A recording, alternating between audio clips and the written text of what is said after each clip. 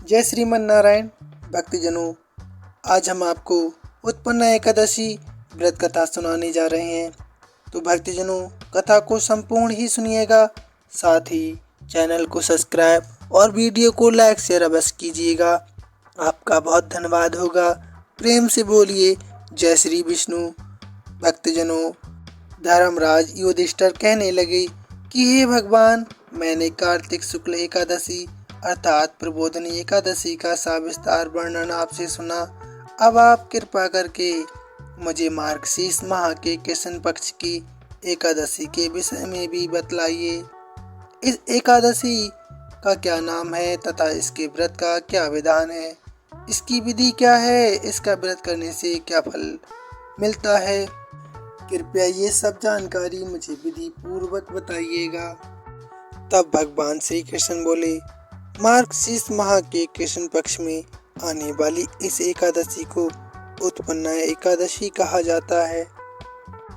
ये व्रत शंखोदार तीर्थ में स्नान करने, भगवान के दर्शन करने से जो फल प्राप्त होता है उसके बराबर पुण्य मिलता है। व्रत करने वाले भक्त को चोर, पाखंडी, परस्त्रीगामी, निंदक, मिथ्याभाषी तथा किसी भी प्रकार के पापी से बात नहीं करनी चाहिए। इसका महत्तम मैं तुमसे कहता हूँ, ध्यान पूर्वक सुनो। युधिष्ठिर कहने लगे कि हे भगवान, आपने हजारों यज्ञ और लाख गोदान को भी एकादशी व्रत के बराबर नहीं बताया। सो ये तिथि सब तिथियों से उत्तम कैसे हुई, आप बताइए। भगवान कहने लगे, हे युधिष्ठिर, सतयुग में मुर नामक एक दैत्य उत्पन्न हुआ। वह बड़ा बलवान और भयानक था। उस प्रचंड दैत्य ने इंद्र, आदित्य, वसु, वायु, अग्नि आदि सभी देवताओं को पराजित करके भगा दिया। तब इंद्र सहित सभी देवताओं ने भयभीत होकर भगवान शिव से सारा वृत्तांत कहा और बोले, हे कैलाशपति, मुर दैत्य से भयभीत होकर सब देवता मृत्यु लोक में फिर रहे हैं। तब भगवान शिव ने कहा, हे देवताओं, तीनों लोकों के स्वामी, भक्तों के दुखों का नाश करने वाले भगवान विष्णु की शरण में आप जाओ। वे ही आपके दुखों को दूर कर सकते हैं। शिव जी की ऐसे वचन सुनकर सभी देवता क्षीर सागर में पहुँचे। वहाँ भगवान को शयन करते देख हाथ जोड़कर उनकी स्तुति करने लगे। हे प्रभु, आपको बारंबार नमस्कार है। देवताओं की रक्षा करने वाले मधुसूदन, आपको नमस्कार है। आप हमारी रक्षा करें। दैत्यों से भयभीत होकर हम सभी आपकी शरण में आए हैं। आप इस संसार के कर्ता धर्ता हैं, माता पिता हैं, उत्पत्ति और पालन करता और संहार करने वाले हैं, सबको शांति प्रदान करने वाले हैं। आकाश और पाताल भी आप हैं। आप ही समस्त जग के पालनहार हैं। सबके पितामह ब्रह्मा, सूर्य, चंद्र, अग्नि, सामग्री, होम, आहुति, मंत्र, तंत्र, जप, यजमान, यज्ञ, कर्म, कर्ता, भोक्ता भी आप ही हैं। आप सर्वव्यापक हैं। आपके सिवा तीनों लोकों में चर तथा अचर कुछ भी नहीं है।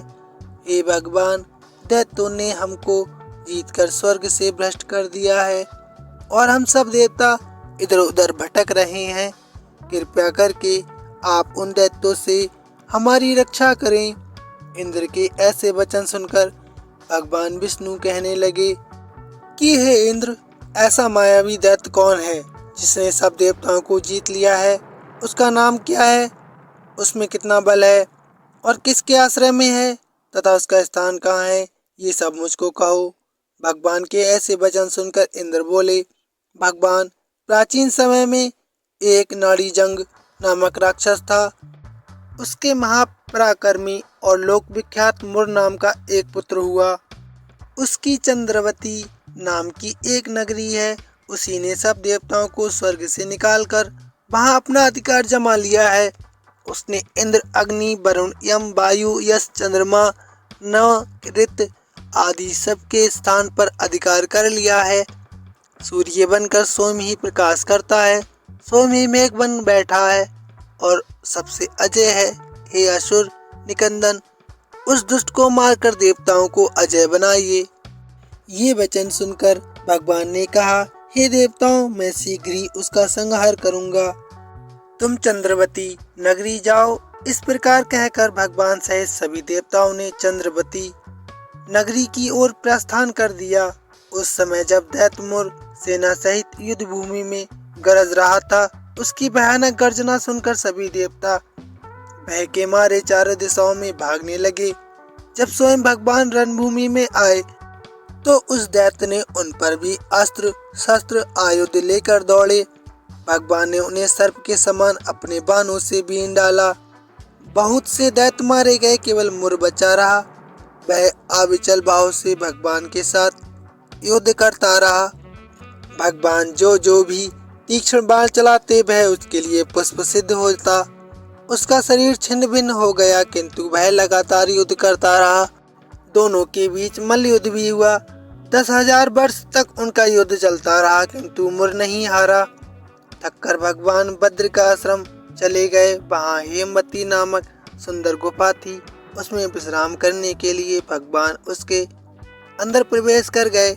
वह गुफा 12 योजन लंबी थी और उसका एक ही द्वार था। भगवान विष्णु वहाँ योग निद्रा की गोद में सो गए। मुर भी पीछे पीछे आ गया और भगवान को सोया देखकर मारने को उद्यत हुआ। तभी भगवान के शरीर से एक उज्जवल कांतिमय रूप वाली देवी प्रकट हुई। देवी ने मुर के साथ बहुत भयंकर युद्ध किया और उसे मौत के घाट उतार दिया।